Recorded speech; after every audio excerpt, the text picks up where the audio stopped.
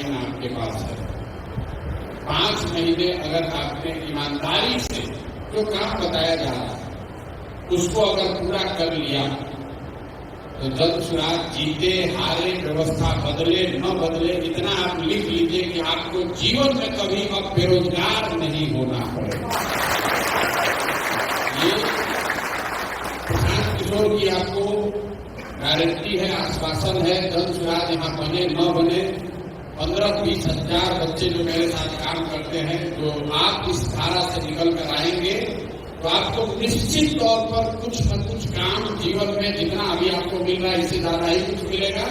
इसलिए ये आपके लिए नौकरी नहीं है।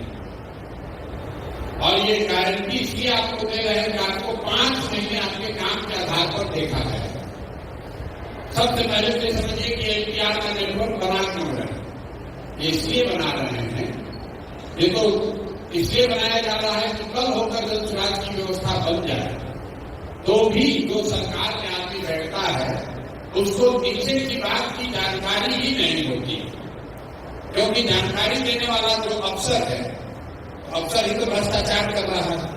जानकारी देने वाला दूसरा स्रोत जो है वो विधायक है, तो विधायक भी उन लोगों के साथ ही मिलकर चोरी कर रहा है, तो भी वैसे ही बताता है सब अच्छे चल रहा है।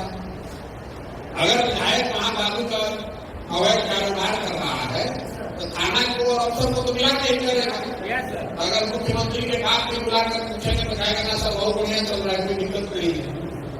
जो वहां पर जनप्रतिनिधि पंचायती राज में चुन करा रहे हैं, मुखिया है, सरपंच है, वार्ड है, समिति है, वो भी उसमें अपना हिस्सा मांग रहा है। तो जो हम लोग ये एनपीआर का नेटवर्क बना रहे हैं वो इसलिए बना रहे हैं कि कल होकर अगर जन चुनाव की व्यवस्था यहाँ बन जाए तो कम से कम हर 4 पंचायत पर एक ऐसा लड़का रहे जो सरकारी नौकरी, सरकारी व्यवस्था के प्रति जवाबदेह नहीं है, पार्टी के प्रति जवाबदेह नहीं है, सीधे प्रशांत किशोर के प्रति जवाबदेह है, जो बताए वहां से कि भैया ये मान लीजिए कि आप जहां से आए हैं वहां पर नल जल की योजना काम कर रही है कि नहीं सबको मालूम। कोई अफसर चाहे जितना रिव्यू कर ले, अगर पंचायत से आपके जैसे एक लड़के को हम बुला कर पूछ ले, आप अभी 10 दिन काम कीजिएगा तो पता चलेगा कि नल जल का योजना वहां चल रहा है कि नहीं चल रहा है। आपके लिए ये पता करना एकदम मुश्किल नहीं है कि वहां के रोड का 4 इंच ढलाई हुआ है कि 2 इंच ढलाई हुआ है और कौन रुपया उसने कमाया है। तो अगर ये व्यवस्था बन जाए तो 2200 लड़कों को हम लोग तो अभी ट्रेनिंग दे रहे हैं और अगर समय रहा तो 4400 करेंगे। ये वो बच्चे होंगे जो हर 2 पंचायत पर 3-4 पंचायत पर जन स्वराज के 8 कान बनेंगे। और आपको करना क्या है, इस पूरी व्यवस्था के लिए कोई परीक्षा नहीं देनी है। आप किस कॉलेज में पढ़े इसका कोई महत्व नहीं है। एक बार आपका सिलेक्शन हो गया अब 4 महीने आपको वो काम करना है जिस पर आप अपनी हाथ देकर जा रहे हैं, कोई रॉकेट साइंस नहीं। और काम भी आपको वो बताया जा रहा है ताकि आप अपने पंचायत और अपने गांव को एक एक व्यक्ति को एक एक विषय को खुद से करके समझ लीजिए। काम के लिए अगला 4-5 महीना है वो प्योर एक प्रशिक्षण का है।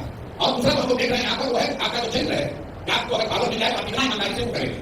आपको इन लोगों ने बताया होगा धीरे धीरे कोई रिपोर्ट नहीं देना, जो आप काम कर रहे हैं काम अपने आप में रिपोर्ट। ऐसा नहीं है कि आप इंचार्ज हैं और आप 5 आदमी पर लड़का बिठा देने के लिए सीधे आपको काम यहाँ पता से समझाया जा रहा है और आप पर भरोसा करके छोड़ा जा रहा है कि दिन में 8 घंटे आप लगाएंगे।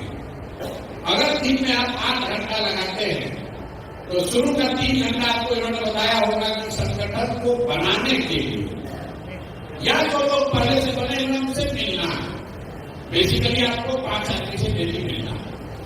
5 आदमी से अपने इलाके में मिलने के लिए 3 घंटा का समय बहुत होता है।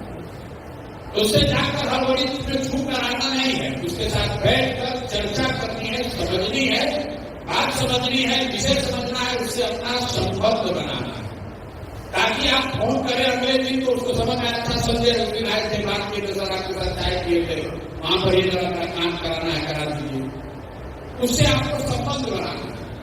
अगर आप दिन में 3 घंटा में 5 आदमी भी मिले तो हर 5 दिन पर हर हफ्ते 25 आदमी का आपका कमेटी अपने आप बन जाएगा। और अगर आपने कमेटी पहले से बनाई हुई है अगर कमेटी बन गया तो आप इसकी गंदे में उस 25 आदमी से जिससे आप पहले मिले थे उसको जाकर दोबारा समझ सकते हैं भैया तुम सक्रिय हो नहीं हो, सामान पहुंचा नहीं पहुंचा, क्या अच्छा क्या करा। तो शुरू का जो सुबह का 3 घंटा है उसमें 5 व्यक्ति महत्वपूर्ण, सामाजिक राजनीतिक महत्वपूर्ण व्यक्ति से मिलना जरूर है। अब आप किससे मिलेंगे तो पीछे हम लोग यही देखेंगे कि कैसे आदमी को आप चुन रहे हैं। अब आप अपने दोस्त मित्र रिश्तेदार को चुन रहे हैं, खाली अपने जात वाले को चुन रहे हैं, या अपने इलाके के विषय को, वहां के समाज को समझकर वहां पर सामाजिक राजनीतिक तौर पर जो सबसे महत्वपूर्ण लोग हैं उनको समझाकर जोड़ना। तब आपकी क्षमता बढ़ेगी। हम लोग को ये पता चलेगा कि आप जिस व्यक्ति को जोड़ रहे हैं तो क्या सही को जोड़ रहे हैं या गलत को जोड़ रहे हैं। खाली 5 को संख्या नहीं पूरी करनी, 5 ऐसे व्यक्ति को जोड़ना है जिसको आप जाकर बता सके कि क्यों बिहार में बदलाव जरूरी है, क्यों ये व्यवस्था बदलनी है। और अगर जब सुराज या प्रसाद किशोर कह रहे हैं कि ये बदलेगा तो कैसे कह रहे हैं, ये जानकारी होगी तभी आप आदमी को जोड़ पाएंगे। दूसरा 3 घंटा आपको ये दिया गया है कि जिस व्यक्ति को भी आपने जोड़ लिया, मान लीजिए कि आपने किसी को गांव का प्रमुख बना दिया, अब उसने तो कहा जहां भैया सक्रिय है, जुड़ गए जनसुराज से, आपने उसको अपॉइंटमेंट लेटर दे दिया। जब तक अपने घर पर वो एक सभा न करा ले, जब तक अपने मोबाइल पर फेसबुक पर ये लिख न दे कि हम जनसुराज से जुड़ गए हैं, तब तक राजनीति में आप उसको जनसुराज से जुड़ा हुआ नहीं मान सकते। क्योंकि जब आप किसी के घर जाते हैं कहते चाचा जुड़ जाइए, कहता ठीक है बात बेटा जुड़ गया, आप लिख लीजिए जुड़ गया। कोई भाजपा वाला गया, अरे चाचा वो कहा जनसुराज में कहाँ जा रहे हैं, अरे बेटा कुछ नहीं तो चला आया 10 साल के, चलिए कोई नहीं आप के साथ रहेंगे। इसलिए ये जरूरी है कि जिसको आप कह रहे हैं कि जुड़ गया, या कमेटी का जिसको मेंबर बना रहे हैं, पंचायत में कोई पद दे रहे हैं, ग्राम का प्रमुख बना रहे हैं, आपको बड़ी जिम्मेवारी है ऐसे आदमी को दीजिए जो सक्रिय है, और सक्रिय खाली बात से न हो, अपने काम से हो। आप जिसको ग्राम प्रमुख बनाइए उसको कहिए चाचा आपने दरवाजा पर देखो मीटिंग ऑर्गेनाइज कीजिए, अपने गांव मोहल्ले के 20-25-50 आदमी को जुटाइए। जब 50 आदमी उसका मोहल्ला का जुटेगा, अब वहां जनसुराज का बैनर लगकर एक आदमी जाकर भाषण देगा, 20 आदमी पैसा फाड़ कर मेंबरशिप ले लेगा, तो पूरा मोहल्ला जान के